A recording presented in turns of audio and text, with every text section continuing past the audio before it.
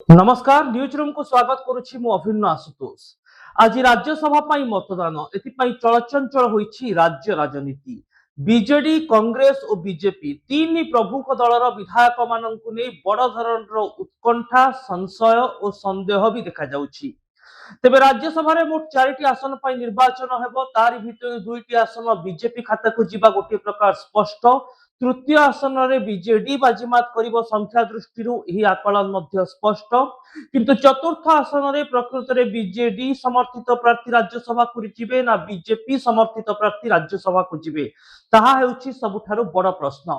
प्रथम 2टी आसन और तृतीय आसन को बाद देले चतुर्थ आसन रे निर्वाचन लढुछंती स्वाधीन भावरे दिलीप राय, जहां समर्थन करुछि बीजेपी, एवं कांग्रेस और बीजेडी रो कॉमन कैंडिडेट रहिछंती दत्तेश्वर होता। एणु दत्तेश्वर राज्यसभा को जिबे ना दिलीप राज्यसभा को जिबे ताकू नै बड़ धरणर प्रश्न वर्तमान मध्य साधारण लोकंक भितरे उंकी मारुछि। एसबु भितर चतुर्थ आसन पाई घोड़ा बेपार आशंका को नहीं बड़ धरणर बयानबाजी चली। विरोधी दल नेता तथा पूर्वतन मुख्यमंत्री नवीन पट्टनायक कहते जे शासक बीजेपी विधायक माने विरोधी विधायकों को किणवा उद्यम करुछंती और घोड़ा बेपार पाई उद्यम करुछंती, जहाको खंडन कर सारी बीजेपी। हेले राज्यसभा निर्वाचन बा मतदान ठीक पूर्व तीन प्रमुख राजनैतिक दलर रिसोर्ट पॉलिटिक्स एवं विधायक माननकु निज पाखरे रखिबार पॉलिटिक्स जोर धरिथिला। पारादीप रे डेरा पकाइथिले बीजेपी रो तमाम विधायक। बीजेपी रो अधिकांश विधायक जेहेतु प्रथम थर पाई निर्वाचन जीति विधानसभा को आसीछंती, तेणु सेमानंकु अधिक ट्रेनिंग बा प्रशिक्षण रो आवश्यकता रहिछि। एही विधायक मानंकु पारादीप रो रिसोर्ट रे प्रशिक्षण दैछंती बीजेपी रो राज्य प्रभारी तांको सहित बीजेपी रो केंद्रीय एजेंट। यारी भितरे कांग्रेस रे रिसोर्ट पॉलिटिक्स देखिबा को मिलिथिला, जेतेबेले पीसीसी सभापति भक्त दास 8 जन विधायकों को नहीं बेंगलुरु चली जाइथिले।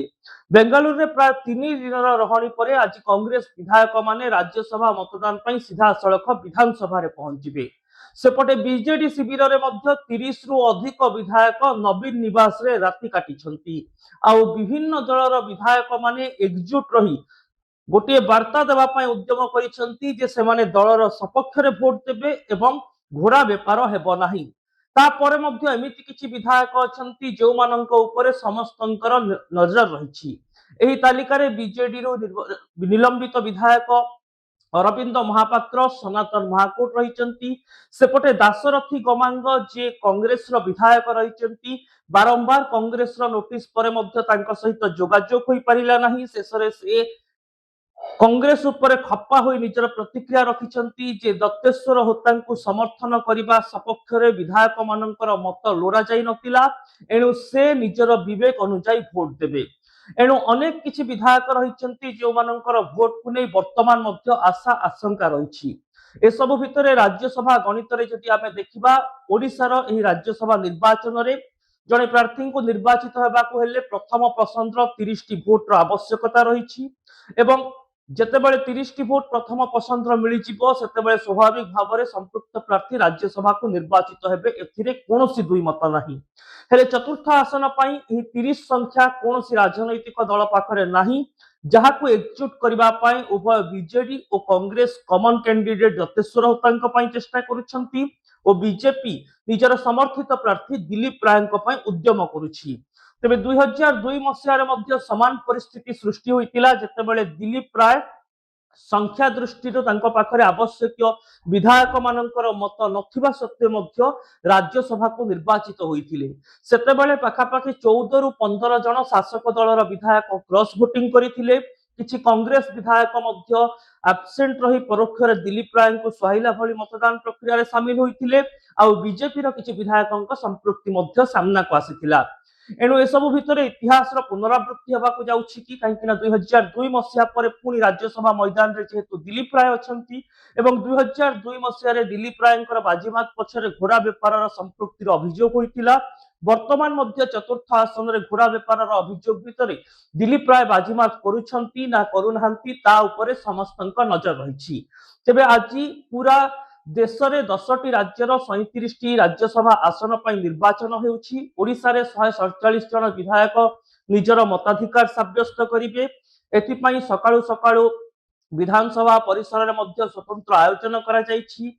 सुरक्षा व्यवस्था को कड़ाकड़ी करा जायछि। विधानसभा 54 नंबर प्रकोष्ठ रे विधायक माने निजर भोट दान करिवार व्यवस्था करा जायछि।